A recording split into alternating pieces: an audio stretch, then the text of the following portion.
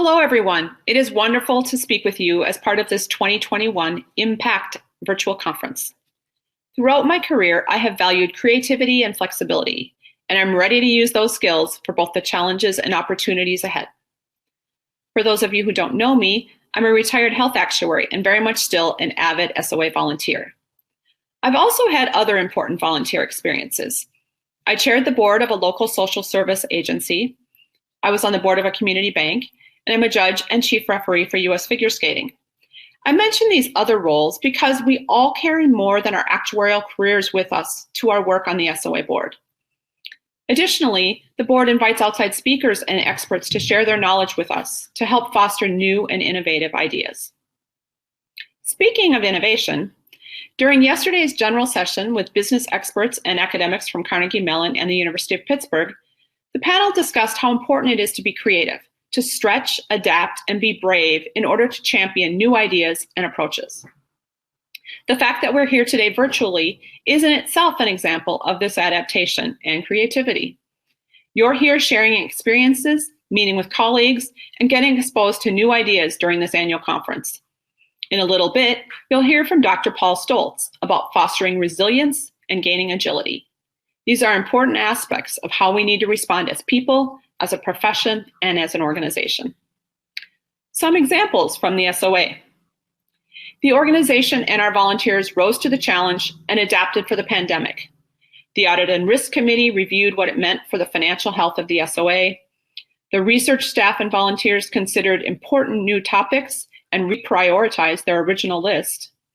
The education staff and volunteers addressed how best to offer exams globally, working closely with Prometric, our exam center partner, and then how we get the exams graded without being able to gather for central grading.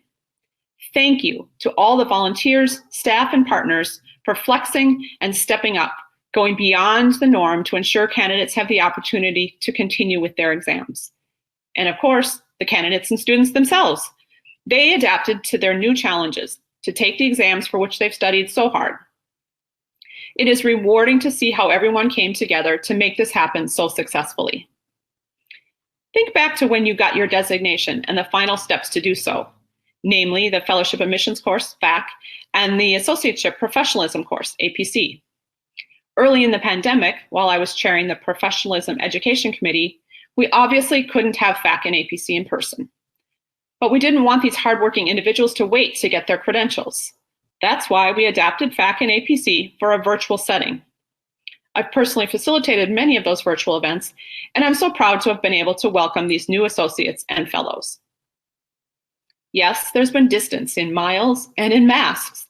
However, we found other ways to connect. We've met on Zoom, Google Meet, and other platforms. We've chatted in between virtual sessions, we've shared and grown together in new ways over the past year and a half.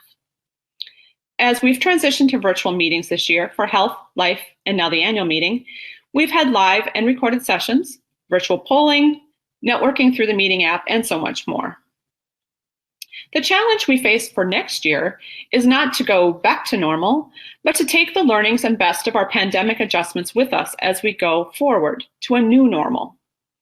Virtual events allow more people to participate, but in-person allows for deeper connections. So how do we do both? Another way our organization has been innovative is with micro-credentials. As we've previously announced, micro-credentials are another way to support those pursuing the ASA pathway. Micro-credentials provide flexibility for candidates and recognition from their employers, incorporating digital badges to recognize themes as they complete exams and modules before reaching ASA. Yesterday, in Roy's speech, he highlighted the importance of embracing change and creating innovation. I echo that sentiment. A lot of change has happened due to the pandemic, and now it is up to us to continue to come up with creative ideas and innovations, which will set us up for the future, personally and as a profession. Having a new president each year may seem like constant change in direction, and it could be if we each come in insisting on our own platform. But there are lots of reasons why that doesn't happen.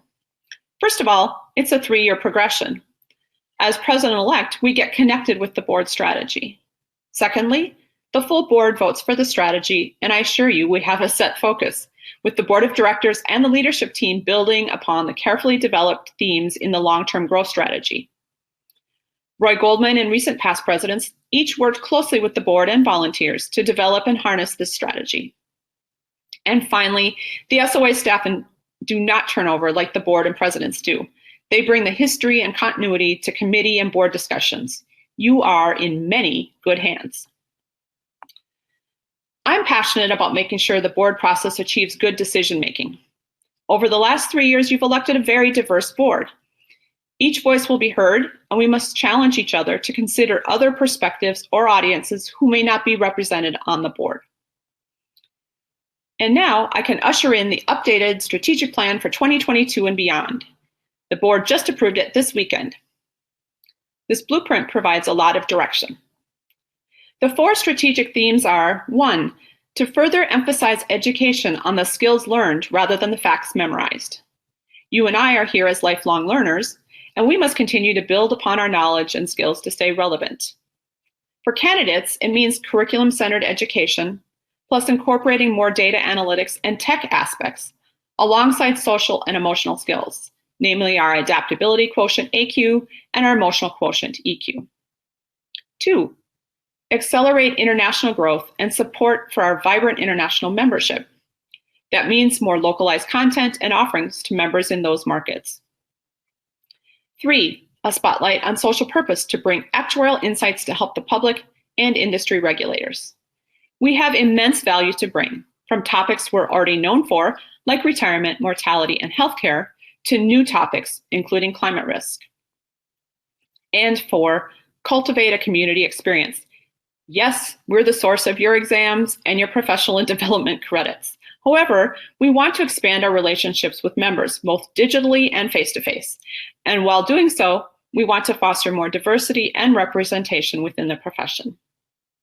These 4 themes will help define our continued work in supporting this organization and the profession for the future. Now, let's dig a little deeper. First, let's discuss education and skills. You and I have seen rapid changes in the industries we serve. And similarly, the SOA is working to be more nimble and more capable of adapting rapidly. We strive to maintain an up-to-date education system, welcoming new ASAs and FSAs with the skills employers need now and in the future. The most recent ASA curriculum changes incorporate work on social and emotional skills within the actuarial toolkit and provide micro-credentials for added flexibility for those pursuing associateship credentials. I'm also happy to see us offer free affiliate membership for students and those who can help support them, like teachers, professors, and parents. Our SOA membership is global, as are many of our employers.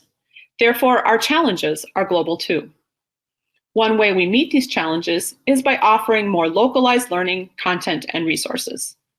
From webcasts and localized events to country-specific research studies and dedicated content for Asia in the Actuary magazine, with more regions being added by the end of the year.